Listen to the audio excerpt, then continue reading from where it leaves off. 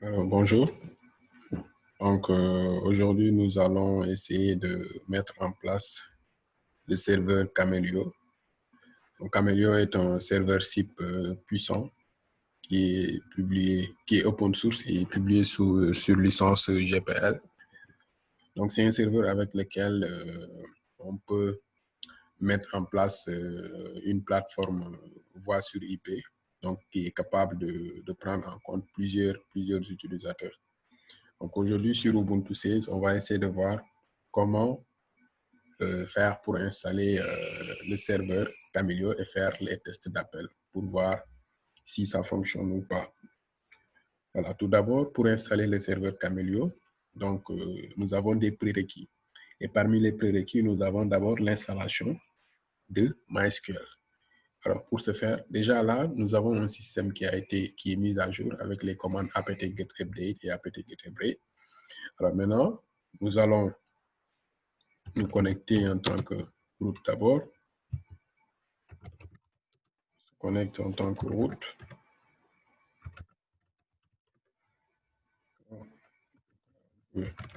Ensuite, on va exécuter la commande apt-get install. Commencer à installer les prérequis. On commence d'abord par l'installation de MySQL.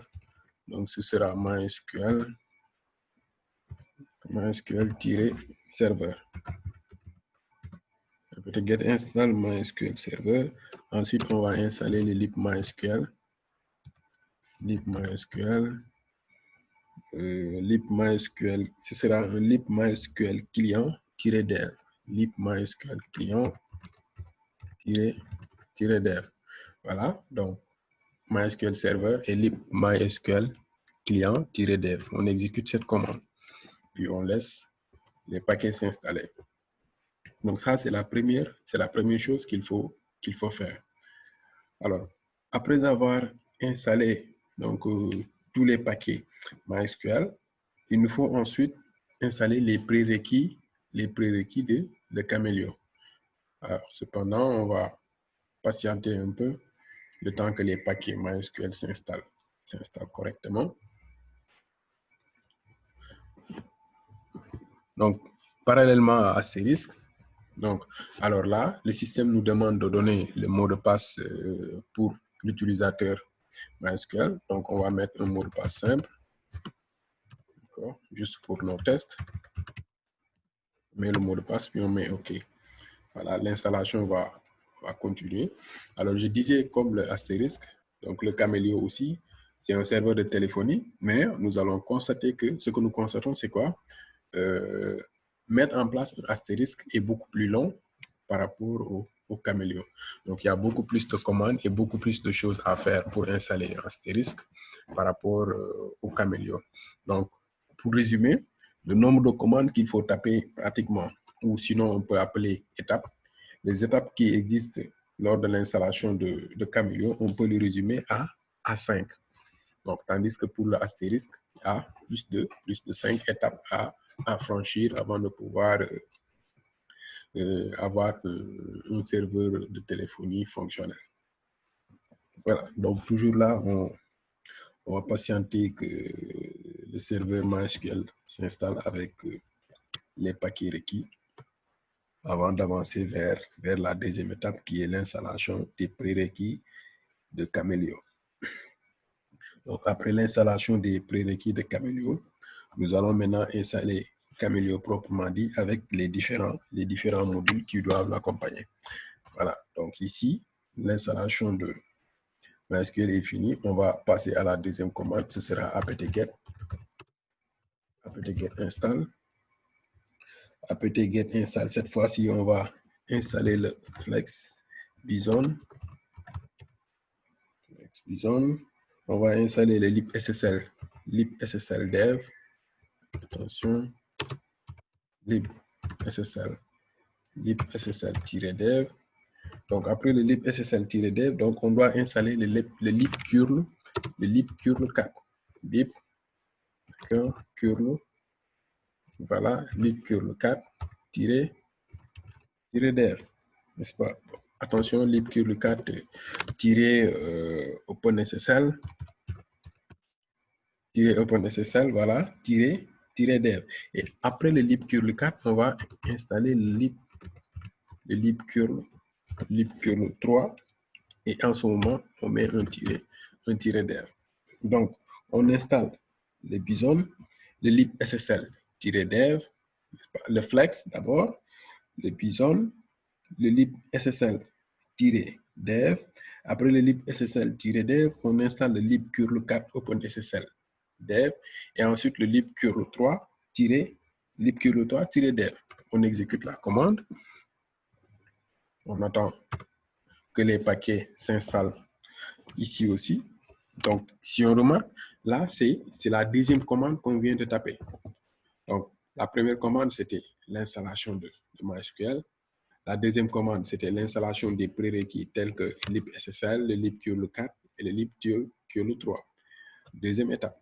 La troisième étape, ce sera quoi? La troisième étape, ce sera maintenant l'installation proprement dite de Camelio avec les différents modules requis pour le bon fonctionnement de notre serveur. Donc, en attendant, on patiente un peu le temps que les paquets s'installent pour pouvoir continuer. Voilà, donc on peut enchaîner à la troisième étape. La troisième étape qui consiste à installer maintenant Camelio proprement dit. Donc on a apt-get install Camelio d'abord. apt-get install Camelio, n'est-ce pas? Espace. Ensuite, on va installer Camelio utils module. On a Camelio-6 utils on tabule. D'accord? Après Camelio utils module, on a Camelio MySQL modules. On a Camelio, attention, Camelio-6 MySQL. Voilà, Camelio MySQL modules. Après Camelio MySQL modules, on va installer Camelio Carrier Route. Camelio-6. Voilà, Camelio Carrier Route modules. Après Camelio Carrier Route modules, nous allons installer le présence module. Donc, Camelio-6, attention, présence module. Et après le présence module, nous allons installer le XMPP modules. Donc, toujours Camelio-6 XMPP, attention. Voilà, il y a une petite erreur ici. Camelio-6, voilà, XMPP. Voilà, XMPP modules. Ensuite, après le XMPP modules, nous avons le Python. Donc, toujours Camelio. Attention. Camelio. Python. Nous avons le Camelio. Attention. Voilà, nous avons le Camelio Python modules. Et enfin, nous avons le Camelio XML modules. Camelio-6 XML, voilà, modules. Voilà. Donc là, on a l'ensemble des modules requis. On exécute la commande pour les installer. On répond par oui. Alors, nous sommes à la troisième étape. On a installé MySQL, on a installé les prérequis Camelio, on a installé Camelio proprement dit avec les différents modules. Il nous reste maintenant l'étape 4 qui est la configuration, d'accord, de la base de données pour enregistrer les utilisateurs. Alors, pour ça, il y a un fichier que nous devons éditer. Donc, le fichier à éditer, ce sera le fichier de configuration maintenant de Camelio. Et il se trouve dans le dossier /etc/Camelio. Donc, on va, après ces installations, on va se rendre dans /etc/Camelio, d'accord, pour voir quel est maintenant le fichier de configuration que nous devons éditer pour informer les différentes données qui seront nécessaires pour le fonctionnement de notre installation. Et le fichier, en réalité, c'est le CAMCTLRC. Donc, c'est le fichier dont nous aurons besoin de modifier pour que notre installation ou que notre serveur fonctionne correctement. Voilà, donc ici, on va se déplacer pour aller dans /etc/Camelio. Donc, je fais un cd /etc, donc Camelio. Alors, à ce niveau, si j'efface un peu le terminal pour... Là, si je fais un ls, on a besoin de ce fichier. Donc, c'est de ce fichier dont on a besoin. Donc, on va l'éditer. On va utiliser nano cam. Voilà, c'était... D'accord.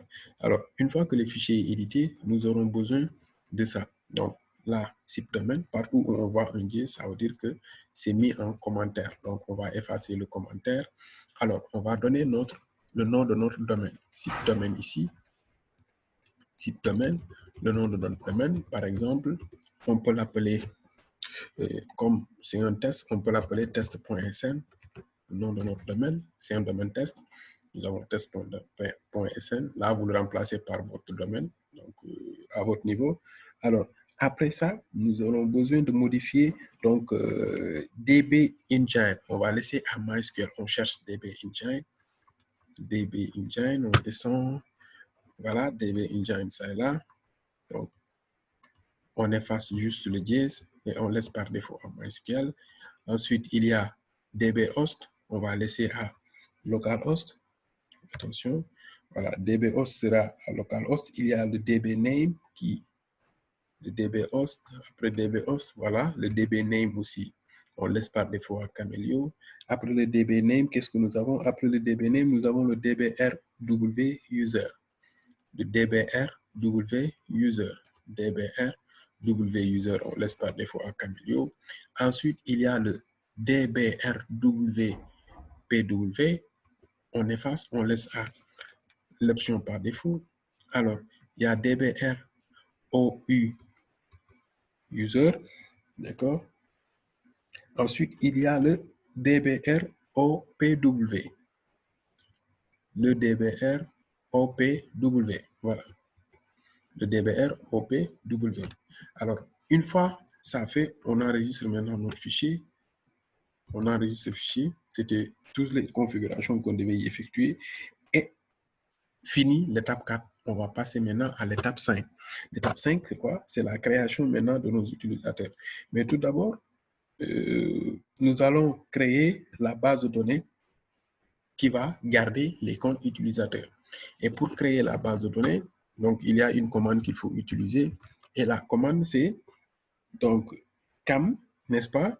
K-A-M, cam, maintenant, database, DB, n'est-ce pas? Cam DB, ensuite on met CTL. Cam DB, CTL, ensuite on ajoute la commande create. Pour dire, on va créer la base de données Camelio. On exécute cette commande, d'accord? On met notre mot de passe. On attend. On patiente un peu. D'accord? Donc là, j'accepte. J'accepte. J'accepte avec yes. Voilà, on me dit successfully. Donc, je suppose que la base de données a bien été créée. On peut toujours vérifier. Donc, pour vérifier si la base de données a bien été créée, on peut utiliser la commande MySQL. Comme c'est une base de données MySQL, MySQL espace -u espace -p, n'est-ce pas? Je mets entrée, je mets le mot de passe. Alors là, je vais taper la commande show databases. Show databases, d'accord, point virgule, pour me lister les bases de données qui sont créées. Alors là, on voit qu'il y a la base de données Camelio qui a bien été créée. Donc, notre commande de tout à l'heure, c'est bien exécuté. Alors là, on peut quitter. On a déjà créé la base de données maintenant pour accueillir les comptes utilisateurs. Nous pouvons maintenant passer à la création des utilisateurs. Donc, pour créer un utilisateur, on va utiliser un plan de numérotation dans l'ordre des 100. Donc, les utilisateurs auront des numéros, bon, disons 5000, 5001. On va créer juste deux utilisateurs, 5000 et 5001, n'est-ce pas? Donc, créons d'abord le premier utilisateur. la commande qui permet de créer l'utilisateur, c'est CAM, n'est-ce pas? KAM. Ensuite, CTL, espace. Maintenant, là, on va mettre le mot-clé autre pour dire ajouter et on donne maintenant le numéro de l'utilisateur. Donc, numéro 5000 par exemple, espace, on donne son mot de passe. Donc, on va donner le mot de passe, passer par exemple. J'exécute la commande. On me dit new user 5000 audit. Je rappelle la commande et je crée mon deuxième utilisateur. Donc, le deuxième utilisateur, je l'appelle c'est 5001, toujours avec le même mot de passe. J'exécute la commande. On me dit que le deuxième utilisateur aussi a été ajouté. N'est-ce pas? Donc, là aussi, nous pouvons maintenant aller au niveau de nos softphones, d'accord, pour essayer de configurer les deux clients et voir est-ce que ces utilisateurs peuvent s'appeler. Donc, sur Windows, sur ma machine physique Windows, j'ai un softphone qui s'appelle Zoiper que je vais configurer pour le premier client. Et aussi à côté, j'ai Microsip que je vais configurer pour le deuxième compte. Et ensuite, essayer de tester l'appel pour voir si ça passe. N'est-ce pas? Voilà, donc on va aller au niveau du bureau pour essayer de configurer nos softphones et voir qu'est-ce que ça va nous donner. Alors, donc, ici maintenant, nous sommes là sur le bureau, n'est-ce pas? Alors, là, on va commencer par configurer le Zoiper. Donc, l'utilisateur 5000, donc, il aura son compte sur Zoiper. Et l'utilisateur 5001, on va le configurer sur Microsip, n'est-ce pas? Donc, la configuration de Zoiper et de Microsip, elle est assez simple. Pas compliqué. Attendons que l'interface vienne. Donc là, on va utiliser Zoiper avec la version free. Donc, on clique sur Continue as free user, n'est-ce pas? Bon, là, il y avait un utilisateur. Il y avait un compte déjà. On va supprimer ce compte et créer un nouveau compte. Donc, je suis dans Account. Voilà. Je sélectionne le compte et je le supprime. N'est-ce pas? Voilà, donc là, je vais créer un nouveau compte. L'utilisateur, c'est 5000. Le mot de passe, on avait mis passé.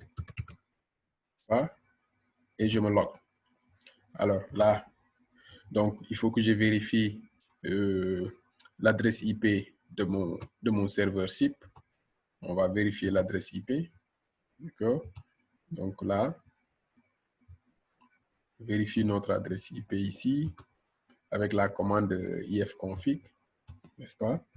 Donc, ifconfig pour vérifier l'adresse IP du serveur dont on aura besoin lors de la configuration. On a 192.168.1.17, n'est-ce pas? Donc, on va retourner au niveau de notre softphone. Ici, on revient au niveau du softphone pour continuer notre configuration. Donc, la machine, c'est 192.168.1.17, n'est-ce pas? Ensuite, je clique sur Next, Skype, et là, on me dit SIP TCP found.